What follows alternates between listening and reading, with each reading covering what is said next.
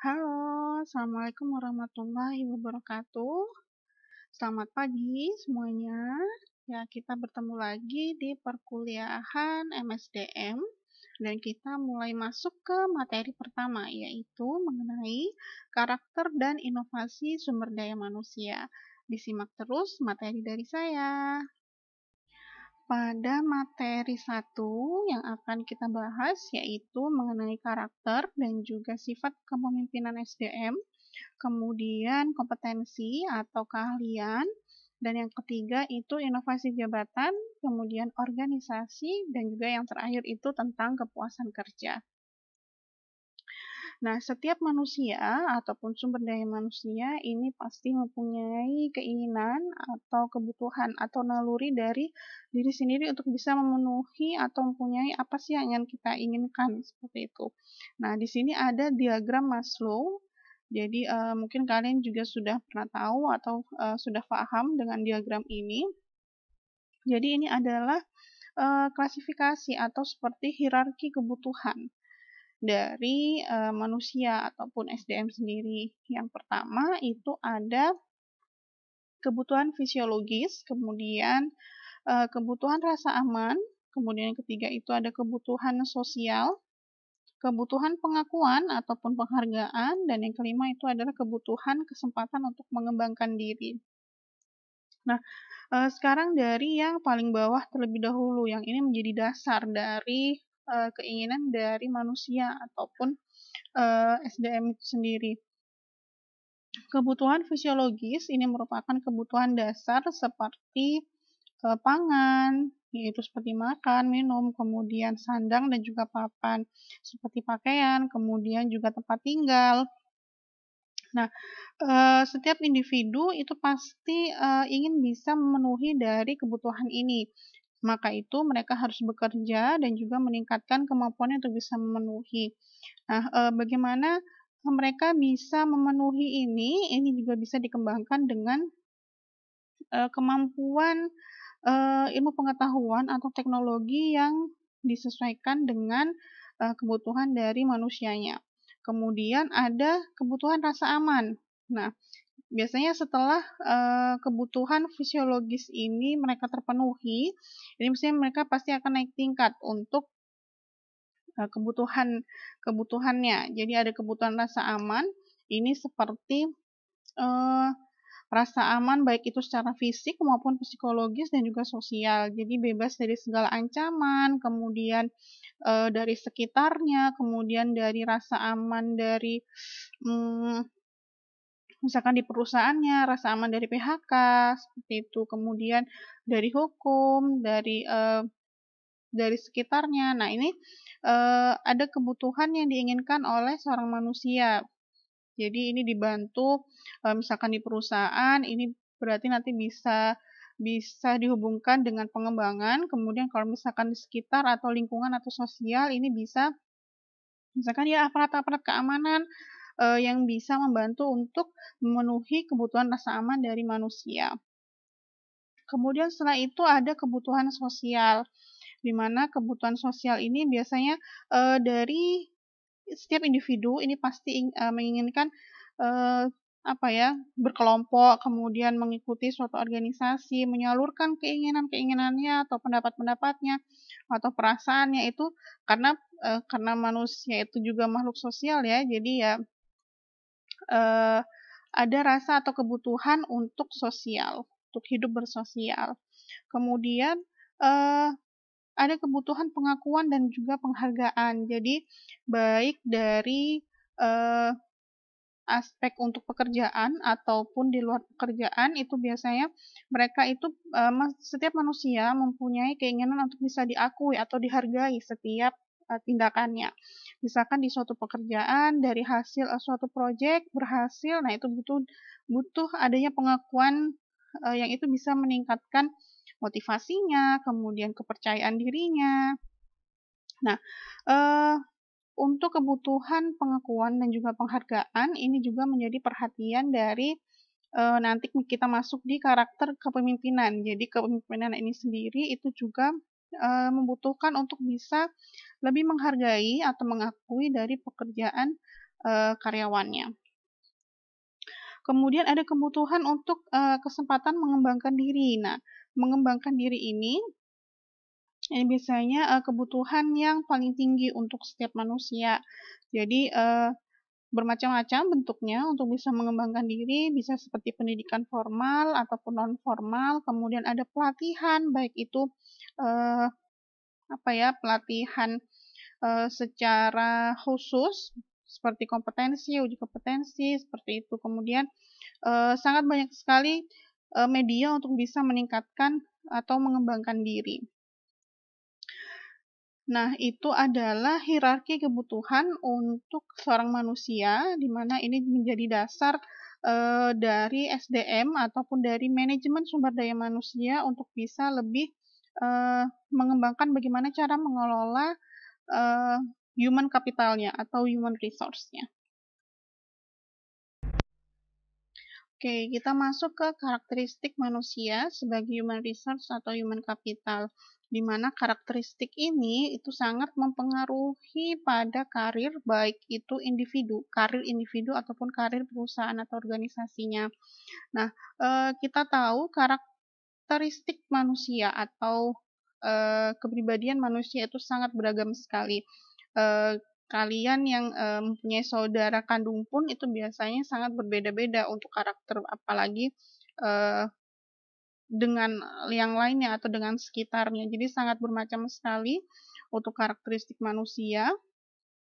Nah, di sini saya coba sedikit meringkas. Jadi ini yang pastinya sudah kalian tahu seperti introvert, extrovert, kemudian sampai artistik dan juga konvensional. Nah, saya coba jelaskan satu persatu, di mana kepribadian ini atau karakteristik ini itu biasanya merupakan pemikiran, kemudian perasaan, kemudian tindakan atau perilaku yang itu biasanya disadari atau juga tidak disadari, di mana setiap orang itu mempunyai karakteristik yang berbeda-beda.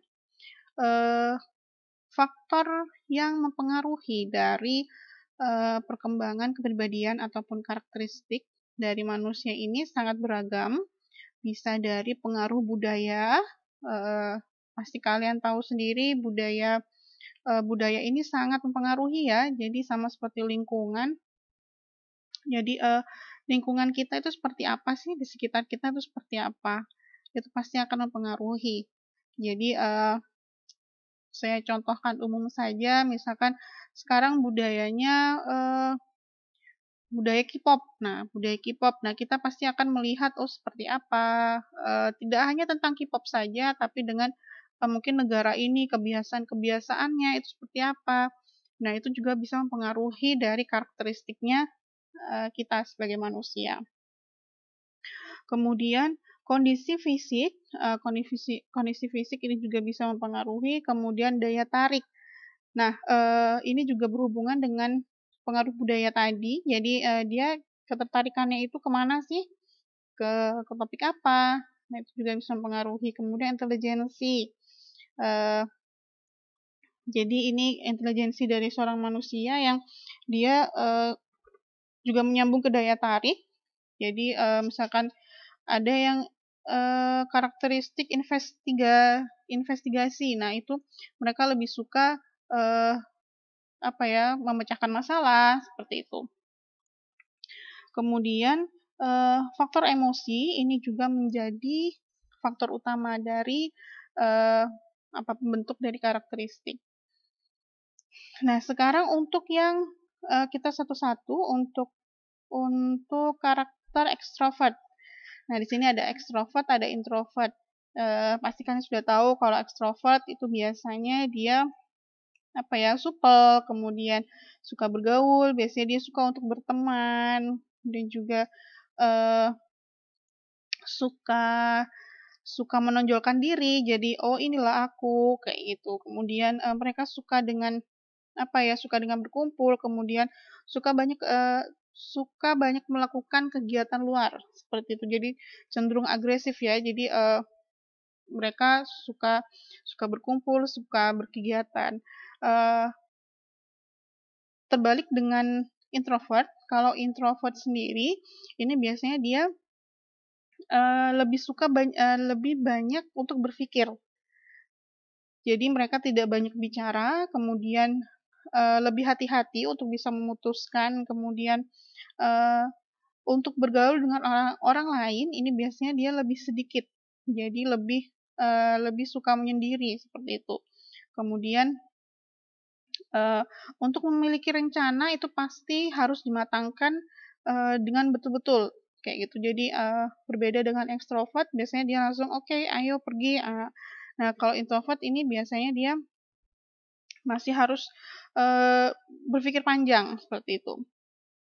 Jadi seperti keteraturan. Jadi ini juga ada kelebihan dan juga ada kekurangannya juga. Jadi makanya kenapa nanti kita sambungkan ke kepemimpinan itu seperti apa yang baik.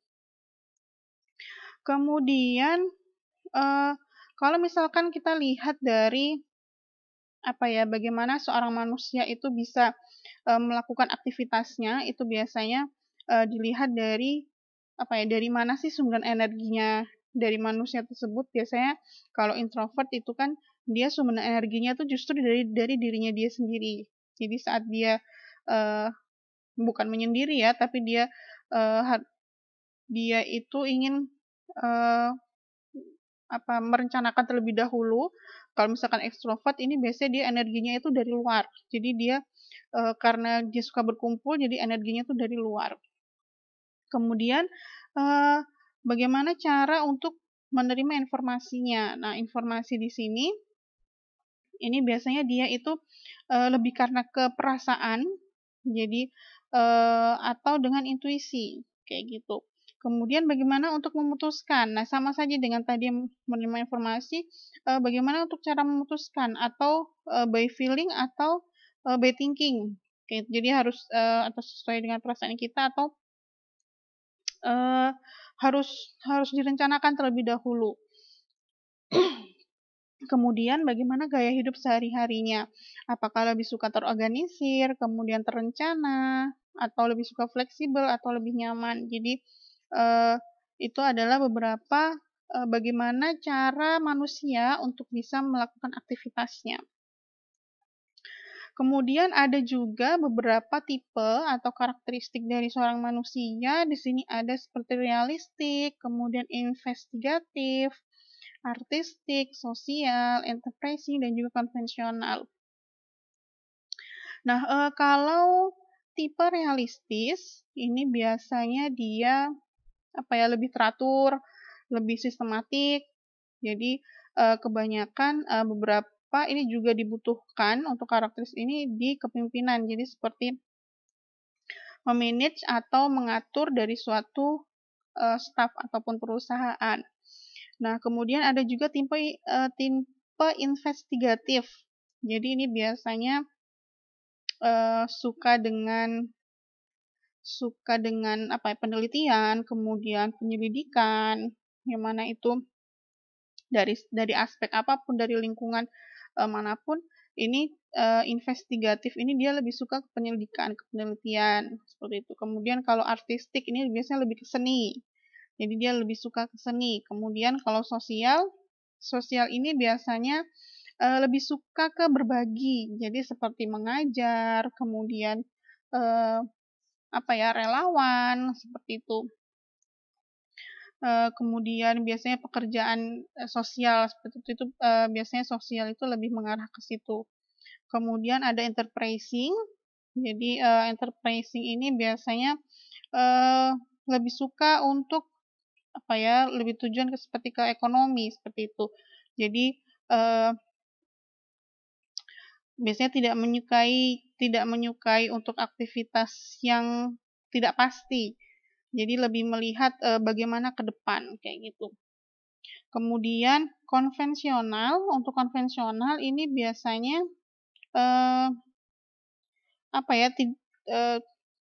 kalau bisa dibilang tidak menyukai hal yang terbarukan kayak gitu. Kemudian tidak suka dengan hal yang tidak pasti. Kemudian tidak suka dengan adanya kebebasan, seperti tidak suka.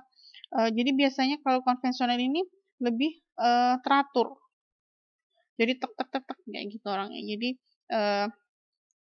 ini juga dibutuhkan untuk sifat-sifat di kepemimpinan.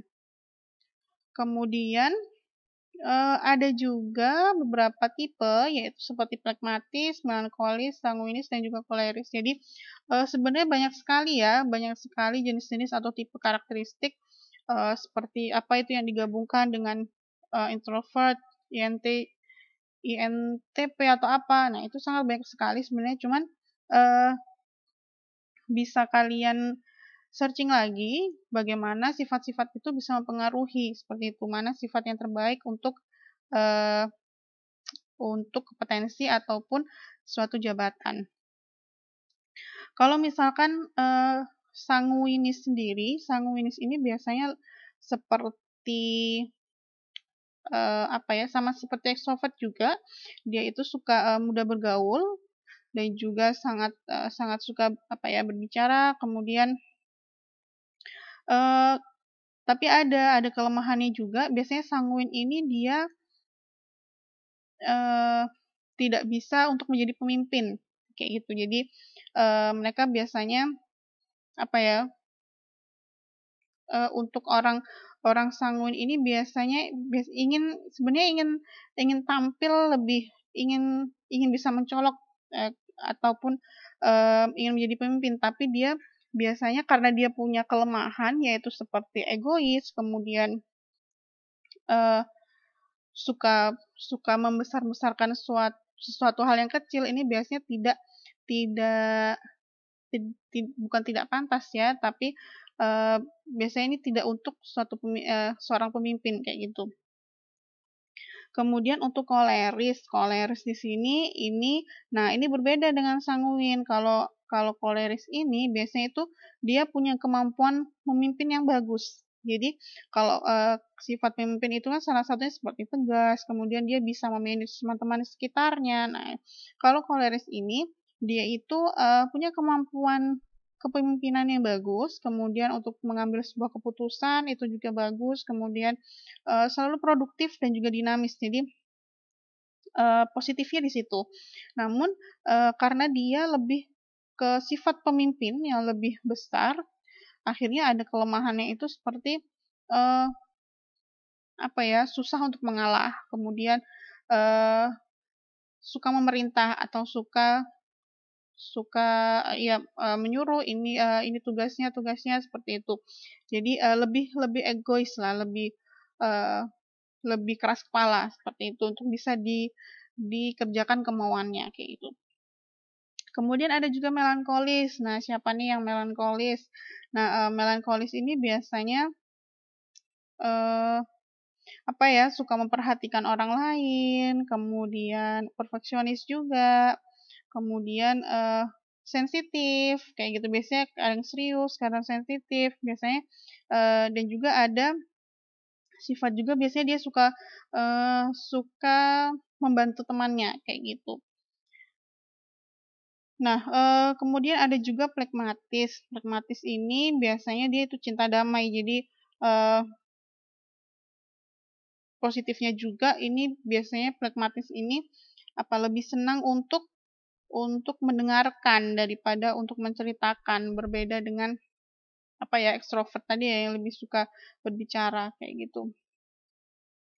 Nah, bagaimana cara berkomunikasi dengan beberapa karakter tadi? Jadi salah satu tugas pemimpin atau salah satu tugas manajer dari suatu perusahaan ataupun organisasi itu adalah bagaimana untuk bisa berkomunikasi dengan beberapa karakteristik dari seorang manusia ataupun SDM.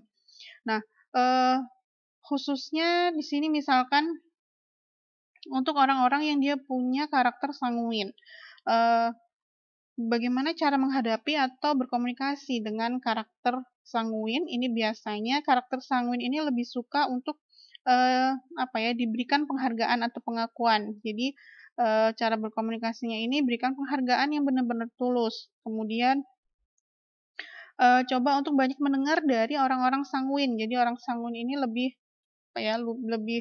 lebih suka untuk berbicara kayak gitu. Kemudian jangan mengkritik secara langsung kepada orang sanguin, kemudian bisa bertanya dari hal-hal yang dia suka terlebih dahulu. Kemudian untuk yang koleris, bagaimana cara berkomunikasi? Biasanya kalau orang koleris ini jika ingin berbicara ya secara langsung saja, seperti itu. Berbeda dengan sanguin, kalau misalkan berbicara langsung saja pada persoalan. Jadi tidak perlu bertele-tele dulu kayak gitu. Kemudian kalau melankolis, nah karena dia sensitif ya, jadi sikapnya harus lebih tertata, harus lebih sopan, seperti itu. Penjelasan itu harus rinci, jadi tidak ada miskomunikasi seperti itu. Kemudian kalau plekmatis sendiri ini biasanya untuk berbicara ini bisa dari hati ke hati atau lebih dengan cara yang lebih bersahabat seperti itu. Kemudian jangan terlalu agresif ataupun jangan terlalu didesak atau terlalu terburu-buru seperti itu. Nah, itu adalah beberapa karakteristik dari manusia yang bisa mendukung dari sifat kepemimpinan, yang mana itu mempengaruhi pada karir, baik itu karir individu ataupun karir dari perusahaannya juga. Nah, sekarang kita mengarah pada kepemimpinan. Kepemimpinan sendiri itu merupakan kemampuan ataupun kesiapan yang dipunyai oleh seorang individu, seorang manusia yang itu bisa mempengaruhi. Nah, ini bisa digarisbawahi, mempengaruhi, mendorong, mengajak, menuntun, menggerakkan, dan juga bisa mengarahkan dari orang-orang yang di bawahnya itu untuk bisa mencapai suatu tujuan. Jadi yang namanya pemimpin itu pasti ada organisasinya ataupun perusahaannya, dia pasti punya tujuan. Nah, biasanya pemimpin ini ada beberapa istilah, ada the right man in the right place, ada juga the right man in the wrong place. Jadi tergantung dari pemimpinnya juga. Bisa saja pemimpinnya itu memang bagus, tapi tempatnya salah. Ada juga yang pemimpinnya bagus, tapi tempatnya itu tepat, seperti itu. Jadi sebenarnya tidak ada tempat yang salah, tapi hanya bagaimana cara pemimpin tersebut untuk bisa mengkondisikan dirinya untuk bisa memimpin dari suatu perusahaan ataupun unit. Nah, ada beberapa elemen untuk kepemimpinan sendiri, itu seperti ya individunya, kemudian bagaimana untuk memanage dirinya, jadi seperti manajemen diri, kemudian motivasinya, kemudian kepercayaan diri. Jadi pemimpin ini, sifat kepemimpinan ini juga salah satunya adalah kepercayaan diri, kemudian pengalaman positif dan juga energi yang besar yang akhirnya bisa disalurkan kepada bawahannya kayak gitu. Nah, ada suatu istilah di sini juga ada serve, jadi SERVA. Di situ merupakan konsep dari kepemimpinan. Jadi S itu adalah see the future atau melihat masa depan, kemudian engage, E itu engage atau develop and develop other, kemudian R itu reinvent continuously, jadi temukan kembali terus menerus. V itu value result and relationship, jadi harus menghargai hasil dan juga hubungan dengan para staffnya. Kemudian E itu embody the value, jadi mewujudkan nilai. Jadi kalau yang S atau see the future ini biasanya pemimpin atau sifat kepemimpinan ini harus punya sifat bersedia atau sanggup untuk bisa membantu orang-orang yang di bawahnya, yang dibawahinya, yang mana orang-orang tersebut harus bisa melihat tujuannya untuk apa kayak gitu. Jadi dia bekerja untuk apa, tujuannya apa, itu pemimpin itu harus bisa membantu. Kemudian E. E di sini adalah engage and develop others, atau libatkan dan kembangkan orang lain. Jadi salah satu tugasnya yaitu adalah merekrut. Tugas seorang pemimpin adalah merekrut. Jadi pemimpin harus bisa memilih orang yang tepat pada tugas yang tepat. Jadi orang tepat dan tugas yang tepat. Kemudian R itu reinvent continuously. Jadi di sini harus dilihat bagaimana kreativitas dari seorang pemimpin, kayak gitu. Kemudian ada value, result, and relationship, hargai hasil dan juga hubungan dengan bawahan. Jadi seorang pemimpin itu harus bisa menghargai pelanggan. Jadi apa pelanggan dari produk kita seperti itu. Kemudian nah nilai-nilai dari hubungan tersebut itu biasanya nanti akan menjadi jembatan untuk keberhasilan suatu tujuan. Kemudian ada mewujudkan nilai atau embodied value. Jadi seorang pemimpin harus punya kredibilitas sebagai pemimpin. Kemudian potensi kepemimpinan itu harus selalu ditingkatkan. Nah, ada beberapa tipe kepemimpinan. Ada seperti kepemimpinan karismatik, yang mana itu biasanya dia punya pengaruh yang besar kayak gitu untuk karyawan lainnya. Kemudian ada yang transformasional. Jadi dia lebih peka terhadap nilai dan juga pentingnya pekerjaan kayak gitu. Kemudian ada juga demokratis, kemudian ada juga tipe otoriter. Nah, itu adalah beberapa contoh dari tipe kepemimpinan. Kalau otoriter ini dia lebih keras kepala, lebih egois jadi setiap keputusannya itu haruslah diikuti. Biasanya ini lebih ke keras kepala ya. Jadi lebih ke setiap keputusannya itu tidak boleh tidak dilakukan atau tidak boleh disalahkan kayak gitu. Jadi tipe otoriter ini biasanya dia itu merasa dirinya itu betul, dirinya itu benar. Setiap keputusannya itu tepat, dan juga dia juga merasa bahwa bawahannya itu dia pengetahuannya kurang dari dia kayak gitu. Jadi dia itu pengetahuannya paling tinggi gitu. Kemudian berbeda dengan demokratis. Kalau demokratis ini biasanya dia setiap pengambilan keputusan itu biasanya lebih ke musyawarah, kemudian lebih mengikut sertakan karyawannya, stafnya untuk bisa mengembangkan organisasi itu secara bersama. Kayak gitu, berbeda dengan otoriter yang dia penguasa tunggal. Kemudian ada beberapa cara untuk bisa menjadi pemimpin yang baik. Jadi seperti yang pertama itu bisa membuat orang lain untuk bekerja atau bertindak sesuai dengan tugasnya. Kayak gitu. Jadi tadi juga disebutkan ya, salah satu tugasnya itu bisa mengarahkan stafnya atau karyawannya. Kemudian punya visi yang bagus. Kemudian tidak takut akan perubahan. Jadi seorang pemimpin ini tidak boleh terpaku pada satu pandangan gitu. Jadi harus bisa melihat perubahan yang terjadi. Kemudian pemimpin juga itu harus bisa berani untuk mengambil resiko.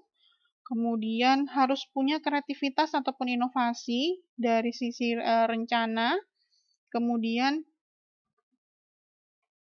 harus adil juga, dan juga harus bisa membangkitkan semangat dari para stafnya untuk bisa mengembangkan individunya sendiri dan juga bisa mencapai tujuan dari perusahaannya. Dan juga pemimpin itu juga harus bisa harus mempunyai karakteristik bisa menyampaikan informasi kepada karyawannya dengan baik. Jadi berarti ini kan mengarahnya ke komunikasi ya. Jadi komunikasi dari seorang pemimpin itu harus gampang dicerna, gampang diterima oleh karyawannya ataupun SDM-nya dari suatu perusahaan ataupun organisasi. Nah, itu adalah beberapa karakteristik dan juga beberapa kepribadian, beberapa syarat dari kepemimpinan, yang mana kepemimpinan ini sangat dibutuhkan sekali untuk bisa memajukan suatu organisasi ataupun perusahaan. Nah, sekarang kita masuk ke kompetensi. Nah, kita tahu sendiri kompetensi itu sangat mempengaruhi dari kinerja seorang SDM.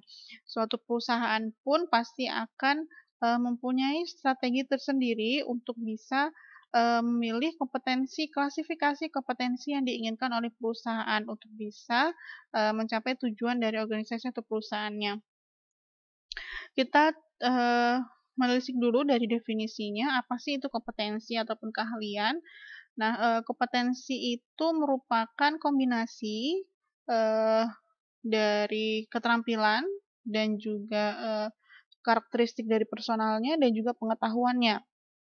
Jadi dari tiga ini biasanya akan tercerminkan dari perilaku seorang SDM ketika bekerja. Jadi akan terlihat dari kinerjanya itu seperti apa. Nah, kompetensi itu sendiri itu ada dua, ada soft skill, ada hard skill. Nah, soft skill sendiri itu seperti kemampuan untuk mengelola suatu pekerjaan, jadi seperti memanage, kemudian ada interaksi, mempunyai kemampuan untuk berinteraksi dengan orang lain, itu biasanya soft skill. Soft skill itu contohnya seperti leadership, jadi seperti kepemimpinan. Jadi kepemimpinan itu juga termasuk salah satu kompetensi. Jadi tidak semua orang punya kompetensi kepemimpinan.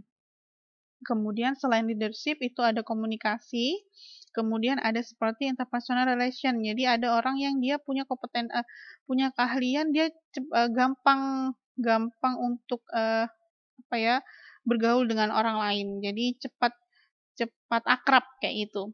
Jadi seperti orang-orang yang supel, extrovert. Nah, itu biasanya dia punya kemampuan interpersonal relation. Kemudian ada hard skill. Hard skill ini biasanya lebih ke suatu teknis atau fungsi. Jadi mereka seperti keahlian IT.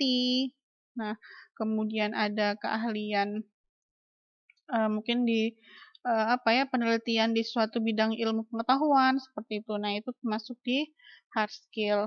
Jadi sama seperti kalian kuliah ini kalian bisa mengembangkan hard skill dan juga soft skill.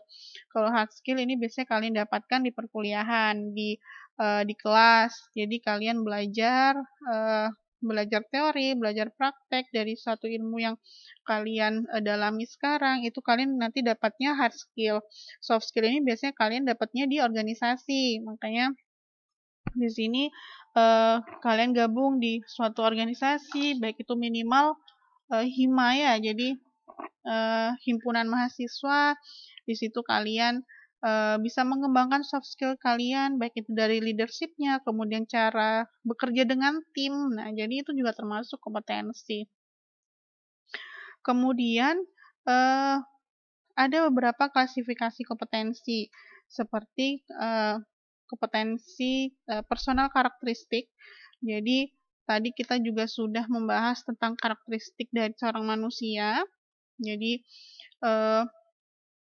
ada kompetensi seperti integritas. Jadi yang mana ini dibutuhkan dalam setiap pekerjaan, integritas pribadi ya. Kemudian fleksibilitas, kemudian seperti kematangan berpendapat, kemudian seperti menghormati orang lain, itu termasuk di personal karakteristik. Kemudian ada visionary. Jadi kalau visionary ini dia pandangannya luas ke depan.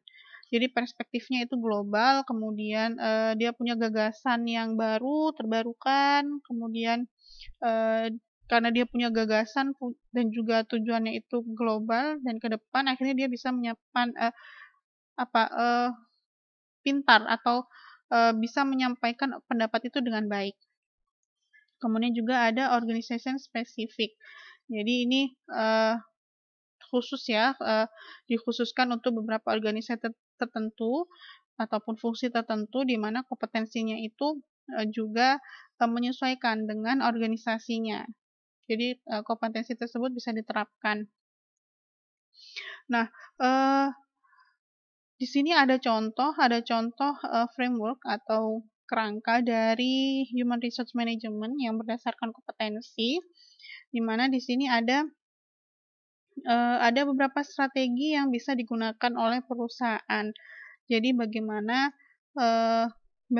suatu perusahaan itu bisa menyeleksi atau bisa mendapatkan kompetensi yang disesuaikan. Nah, di sini ada yang pertama itu diseleksi. Jadi diseleksi itu pastikan suatu perusahaan pasti akan mengeluarkan klasifikasi yang diinginkan. Nah, itu bisa dari situ awalnya untuk bisa mendapatkan kesesuaian kompetensi. Kemudian ada training dan juga development. Nah, setiap karyawan itu pasti punya hak untuk mengembangkan diri, dan juga perusahaan pun karena dia membutuhkan keahlian dari karyawan tersebut, itu nanti ada training dan juga development. Jadi ada pelatihan yang mana akhirnya meningkatkan hard skill-nya ataupun juga soft skill-nya juga.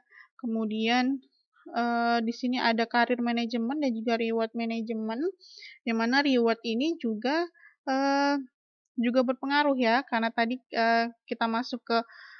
kita ke belakang ada karakteristik manusia yang menginginkan penghargaan. Jadi di sini dalam kompetensi framework-nya ini juga ada reward management, bagaimana suatu karyawan ini bisa mendapatkan pengakuan atau penghargaan. Nah, jadi beberapa poin-poin ini atau aspek ini itu sangat berkaitan pada kerangka dari kompetensi. Nah,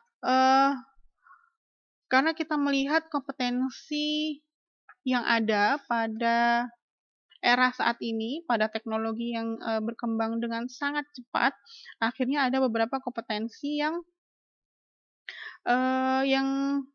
harus bisa dipunyai oleh seorang SDM untuk bisa dia lebih beradaptasi dengan kondisi yang seperti sekarang, seperti komunikasi yang baik, kemudian ya seperti tadi juga kepemimpinan, kemudian mudah beradaptasi, kreatif. Nah, itu biasanya orang-orang yang bisa beradaptasi dengan situasi yang seperti sekarang. Kemudian, manajemen waktu. Nah, manajemen waktu ini pun juga termasuk kompetensi. Makanya kenapa di organisasi itu pasti kalian ada materi manajemen waktu, bagaimana dia memanage antara hak dan kewajiban, bagaimana dia memanage antara, misalkan kalian contohnya mahasiswa, bagaimana bisa memilah antara perkuliahan dan organisasi, gitu. Networking itu juga termasuk beberapa kompetensi yang diharapkan seorang manusia itu punyai, kayak gitu. Jadi agar bisa nanti di suatu perusahaan ataupun organisasi itu bisa lebih berguna untuk bisa mengembangkan dirinya. Kemudian kita masuk ke inovasi jabatan. Karena berkembangnya kompetensi dan juga ada berkembangnya sekali karir-karir, ada jenis pekerjaan yang sangat beragam, yang dulunya itu tidak ada, sekarang ada. Nah, itu akhirnya berpengaruh ke kompetensi yang kita punyai juga. Contohnya misalkan dulu sebelum ada internet, itu digital marketing itu tidak ada. Nah, sekarang sudah berkembang, ada namanya karir sebagai digital marketing, kemudian seperti data analisis, kemudian IT. Kalau IT ini sangat banyak sekali ya, jadi desain, kemudian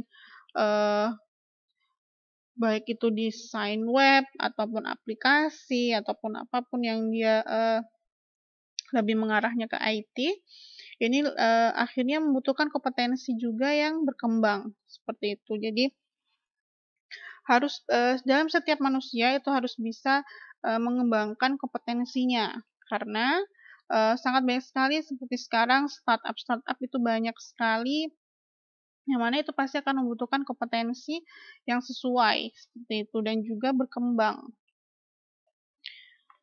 Nah, inovasi sendiri itu tidak hanya harus dikembangkan oleh individu, tetapi juga dari perusahaannya itu sendiri.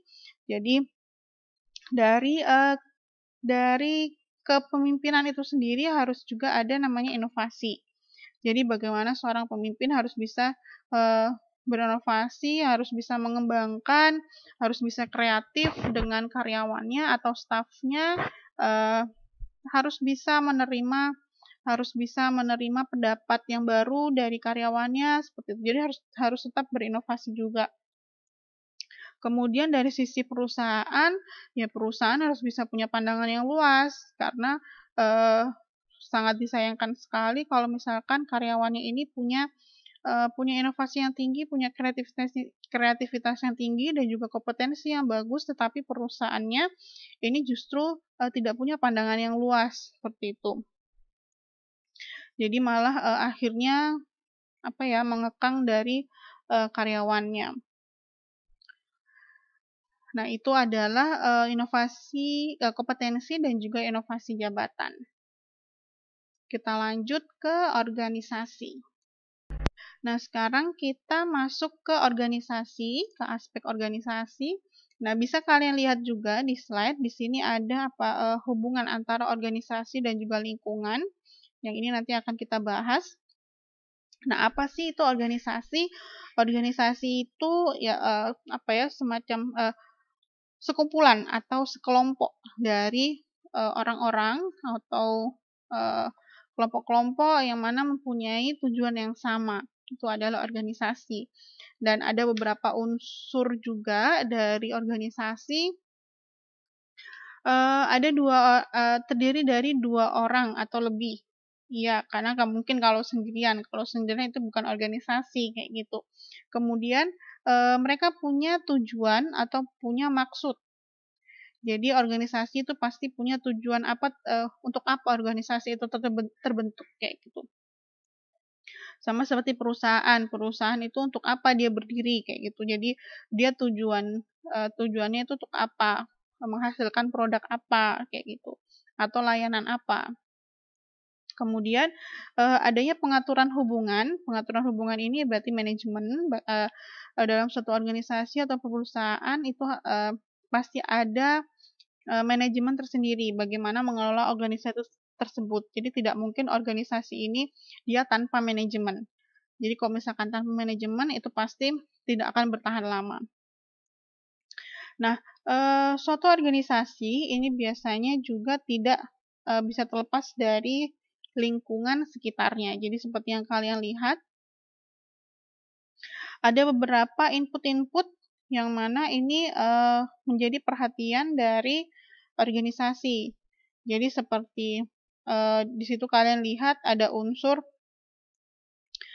manusia, kemudian ada teknologi juga, kemudian orang-orang ini berarti dia sumber daya manusianya ya, kemudian teknologi yang mana itu outputnya itu untuk memenuhi atau untuk mencapai tujuan dari suatu organisasi ataupun perusahaannya. Jadi unsur manusia itu pasti memiliki kedudukan yang strategis. Jadi tidak mungkin organisasi tersebut itu berjalan tanpa adanya manusia ataupun SDM-nya, karena ya sama seperti sekarang teknologi tidak bisa tergantikan secara penuh tanpa adanya campur tangan dengan manusia, kayak gitu. Jadinya apa saja input-input yang perlu diperhatikan, ini ada sangkut pautnya dengan atau ada kontribusi dari orang-orangnya atau SDM-nya. Kemudian ada teknologi, ini berarti ada beberapa teknologi atau cara yang dianggap tepat untuk bisa mengolah ataupun mentransformasikan suatu input-inputnya, yang mana untuk bisa memenuhi keinginan perusahaan atau keinginan lingkungannya, atau keinginan pasar dari organisasi atau perusahaannya. Nah, ada namanya iklim organisasi. Jadi, iklim organisasi ini seperti beberapa serangkaian yang sifat ataupun aspek yang berada pada organisasi, seperti tanggung jawab, kemudian keseragaman, kemudian semangat kelompok, kemudian penghargaan, standar, dan juga kejelasan organisasi. Saya bahas satu-satu. Kalau misalkan tanggung jawab ini ya berarti setiap SDM ataupun setiap karyawan ataupun setiap pekerja itu pasti mempunyai tugas dan fungsi masing-masing di organisasi tersebut. Kemudian keseragaman ini dilihat dari tujuannya yang sama. Jadi setiap sumber daya manusia harus mempunyai tujuan yang sama. Jadi setiap perusahaan harus bisa mengintegrasikan tujuan-tujuan dan juga kegiatan-kegiatan pada unit-unitnya itu untuk bisa mencapai tujuannya itu secara efisien dan juga efektif. Kemudian semangat kelompok. Nah, semangat kelompok ini juga bisa berkaitan nih dengan sifat kepemimpinan tadi. Jadi, pemimpin ini harus bisa mendorong para bawahannya, mengajak bawahannya untuk bisa lebih bersemangat ketika bekerja. Jadi, bagaimana dia mengutarakan pendapatnya, kemudian perhatian dari karyawannya, dan juga bisa mencontohkan untuk integritas dan juga kejujuran. Itu bisa dilihat dari karakteristik pemimpinnya. Kemudian penghargaan. Jadi ya lagi-lagi penghargaan seperti yang tadi kita diskusikan juga, penghargaan atau pengakuan. Jadi bagaimana cara untuk bisa memotivasi karyawan. Kemudian standar. Setiap pekerja, setiap perusahaan atau organisasi pasti punya standar mutu atau standar kerja ataupun standar tujuannya. Jadi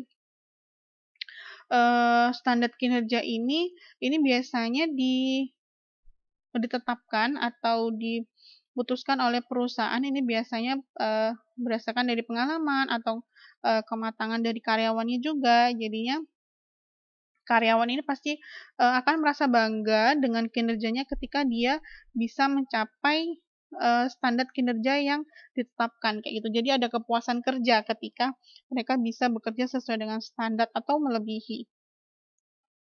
Berbicara tentang kepuasan kerja yang nanti juga akan kita bahas. Jadi ada beberapa juga yang faktor dari kepuasan kerja. Jadi seperti tadi ada penghargaan, balas jasa yang harus adil dan juga layak. Kemudian iklim yang terakhir itu adalah kejelasan organisasi.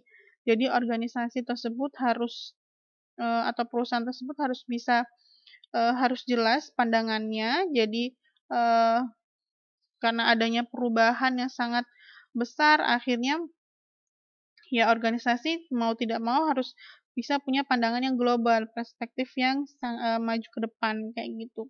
Jadi meskipun tidak terlalu progresif, tetapi setidaknya harus ada peningkatan meskipun itu tingkat seperti itu. Jadi harus ada tujuan dari, kalau tujuan satu sudah tercapai harus ada tujuan lain, kemudian harus ada peningkatan seperti itu.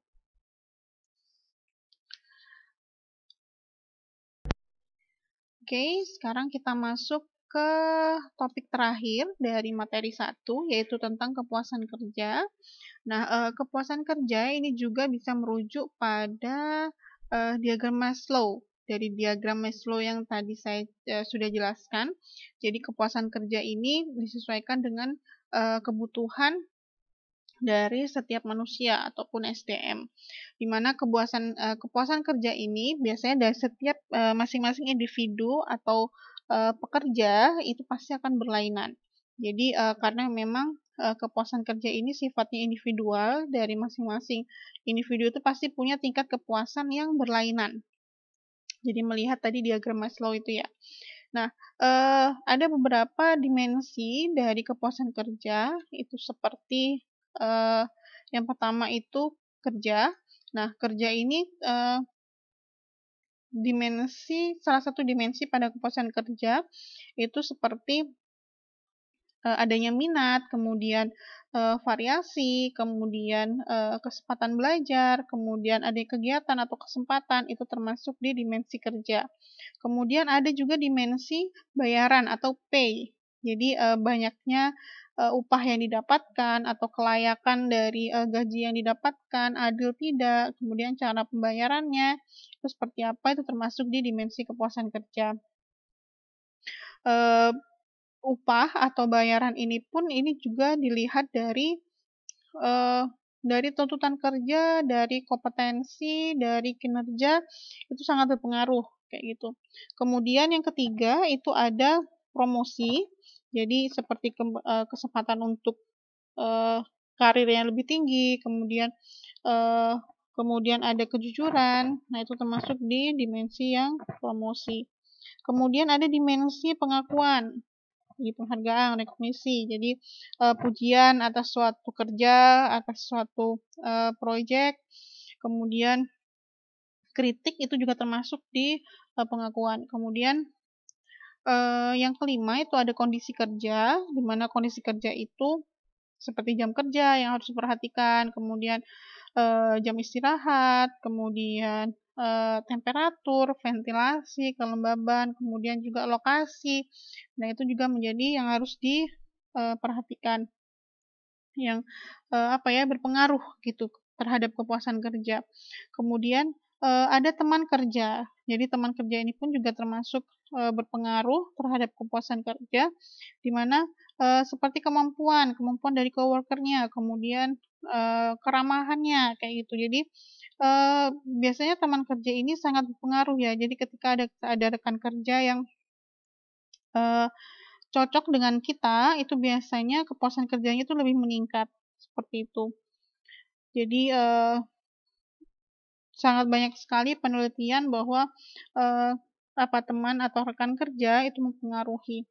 Kemudian dimensi yang terakhir itu adalah perusahaan dan juga dan manajemen. Jadi perhatiannya perusahaan terhadap karyawan itu seperti apa, ada juga manajemen dari perusahaan ataupun organisasi tersebut itu seperti apa, itu sangat mempengaruhi dari kepuasan kerja karyawan. Kemudian di sini ada suatu model dari model Porter, yang mana di sini ada beberapa faktor yang mempengaruhi dari kepuasan kerja, di mana kepuasan kerja ini itu menjadi pemicu untuk hasil ataupun kinerja dari seorang SDM itu lebih tinggi atau meningkat. Jadi di sini bisa kalian lihat ada effort, ada performance, ada satisfaction. Nah, kepuasan ini juga berpengaruh ke usaha dari karyawannya, ke effortnya, kayak gitu. Kemudian ini juga berpengaruh ke rewardnya. Nah, dari adanya usaha dari karyawan atau SDM tersebut pasti akan meningkatkan performance-nya. Nah, kinerjanya itu seperti apa sih? Yang mana itu didukung dengan kemampuannya, kemudian bagaimana cara dia bekerja, kemudian perannya itu seperti apa. Akhirnya mengarah ke, nah karena kinerjanya yang baik, akhirnya ada reward. Ada reward di sini bisa reward dari dalam dan juga bisa dari eksternal juga, yang mana itu menghasilkan kepuasan. Jadi ketika kita bekerja dengan baik, hasilnya itu juga baik, kemudian pasti akan ada kepuasan dari dalam diri kita, akhirnya kepuasan itu pun akhirnya akan membentuk suatu keinginan untuk bisa lebih baik lagi, kayak gitu. Jadi ini adalah model dari Porter, yang mana ini siklus dari kepuasan kerja. Jadi dari rangkaian ini bisa bisa kalian lihat bahwa ada 3 faktor yang itu menjadi pemicu. Jadi seperti effort, performance, dan juga satisfaction atau kepuasan. Nah, ada juga beberapa penelitian bahwa tentang elemen kepuasan kerja itu seperti eh, karyawan atau pekerja ini biasanya dia lebih puas pada pekerjaannya ketika dia diikutsertakan dalam proses pengambilan keputusan. Kemudian adanya penghargaan. Penghargaan ini biasanya nanti kita juga akan berbicara tentang penghargaan. Reward ini biasanya bisa berbentuk eh, promosi ataupun tunjangan ataupun upah yang lebih kayak gitu. Kemudian akses informasi. Akses informasi ini juga ketika akses informasi yang dia dapatkan ini lebih baik ataupun lebih bagus, biasanya dia akan pekerja ini biasanya akan lebih merasakan kepuasan kerja. Kemudian adanya dukungan, kayak tadi ada semangat ya, jadi dorongan semangat kepada pekerja itu akhirnya akan memberikan pengaruh yang positif, akhirnya mereka akan lebih bekerja dengan baik kayak gitu. Nah, itu adalah contoh dari kepuasan kerja. Sekarang kita masuk ke contoh-contohnya. Nah, ini adalah studi kasus yang coba saya ambil dan ini adalah lebih berfokus pada kompetensi ya. Jadi di sini ada dua perusahaan. Jadi di sini ada yang satu itu PT Unitex, kemudian yang satunya ini koperasi. Nah, yang pertama di sini ada PT Unitex, itu dia perusahaan Indonesia Jepang, bidangnya itu bidang tekstil, pembuatan tekstil. Nah, dari penelitian ini ada beberapa kesenjangan kompetensi. Nah, jadi kesenjangan kompetensi ini bisa digarisbawahi. Jadi suatu perusahaan ini biasanya terjadi ada namanya kesenjangan kompetensi. Kalau misalkan kompetensi yang diberikan oleh karyawannya itu berbeda-beda kayak gitu. Jadi misalkan jika ini tidak ditanggulangi dari awal, dari seleksi awal, ini biasanya pasti akan terjadi kesenjangan kompetensi. Nah, faktor penyebab adanya kesenjangan kompetensi ini juga biasanya karena pemahaman yang kurang. Jadi makanya di awal seleksi ini perusahaan harus bisa memberikan informasi ataupun juga menyeleksi karyawan yang tepat atau pekerja yang tepat agar pemahamannya itu tidak miskomunikasi. Jadi pekerjaannya itu tidak miskomunikasi. Kemudian adanya pemahaman yang kurang dari teknik-teknik kerjanya kayak gitu. Dan itu juga bisa dari individunya juga. Jadi konsistensi dari karyawannya atau pekerjanya untuk menerapkan standar mutu pekerjaan. Jadi sebenarnya setiap perusahaan itu pasti kan punya standar mutu. Nah, salah satunya itu dari sisi individu pekerjanya, ketika pekerjanya tersebut tidak konsisten, tidak mengerjakan sesuai dengan standar mutunya, akhirnya dia kan akan kompetensinya menurun kayak gitu, pemahamannya menurun. Akhirnya itu akan terjadi kesenjangan dengan orang-orang yang dia menerapkan standar mutu secara terus-terusan kayak gitu. Jadi akhirnya akan ada kesenjangan yang sangat besar kayak gitu. Kemudian dari hasil penelitian ini juga ada pengaruh dari kompetensi karyawan terhadap kinerja karyawan. Jadi ada pengaruh kompetensi karyawan terhadap kinerja karyawan yang mana itu diketahui bahwa kompetensi karyawan itu mempunyai pengaruh yang berbeda-beda terhadap peningkatan kinerja di setiap posisi karyawan.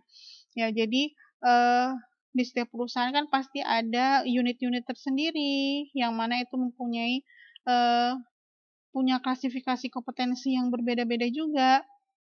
Yang mana ini pasti akan mempunyai pengaruh yang berbeda juga. Kemudian untuk penelitian selanjutnya, di sini ada koperasi, di mana koperasi ini sangat mementingkan kompetensi untuk kemajuan dari koperasi itu sendiri. Jadi karena koperasi ini juga juga memikirkan bagaimana pengembangan dari karir karyawannya.